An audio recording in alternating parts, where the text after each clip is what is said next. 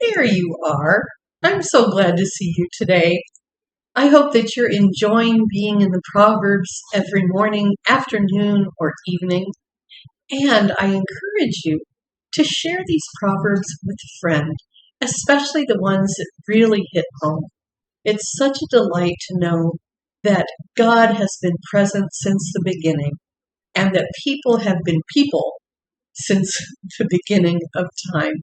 And to look at these Psalms that were written for that time and know that they are still perfectly relevant for this time is really a joy. Today is Monday, August 9th, and I'm going to read Proverbs 23, verses 19 through 21, and listen to the voice. Hear, my son, and be wise, and guide your heart in the way. Do not mix with winebibbers, or with gluttonous eaters of meat, for the drunkard and the glutton will come to poverty, and drowsiness will clothe a person with rags. There's a lot going on in there, isn't there? Well, one of the reasons I chose this is it had a word that I've never heard in it before, and I thought, that's kind of interesting. Our focus verse today is do not mix with winebibbers. Do not mix with people who drink alcohol or gluttonous eaters of meat, for the drunkard and the glutton will come to poverty, and drowsiness will clothe a person with rags. So I want you to imagine hanging around with people who drink way too much alcohol or are constantly overeating. Imagine hanging around with people who drink way too much alcohol and are constantly overeating. What does that do to the way you see yourself and you see the company that you keep? As an activity, I know this is kind of human nature to keep up with someone, to feel like you're not lagging behind or that you're involved, actively involved. But make sure that you are not trying to keep up with them. Now, I remember a real lesson I had when I was young and had just started to drink.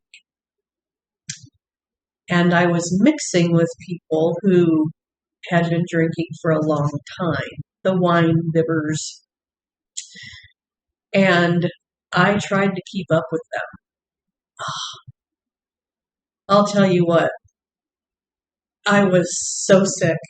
And maybe you've had that experience before too. And you could just thinking about it makes you want to gag. But make sure that you set the example wherever you are. If you're dining at home and have friends over, if you go to a party, if you're out eating in public, make sure that you are the good influence in the crowd and you know how to say, enough is enough. As an action, if you feel like you have fallen into the wine bibber category, or beer bibber, or whiskey bibber, maybe you've fallen into that a few too many times, make this the time where you make changes in your life, where you bring your mind and your body and your soul back into health. Now, you may need to have help doing that. If you have a spouse, talk to your spouse about what you want to do, that you don't want to set that bad example and drink too much. Or a friend, a good friend. Say, I'm just not really drinking right now.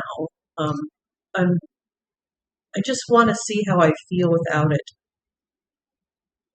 If you need a little more help than that, every town I've ever been in has many AA groups that don't be afraid to be a part of it.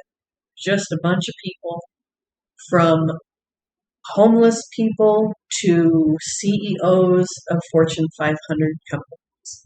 Alcoholism does not discriminate.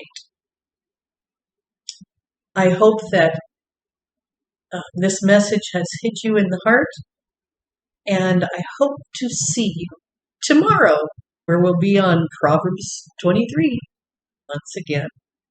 God's blessings until we meet again.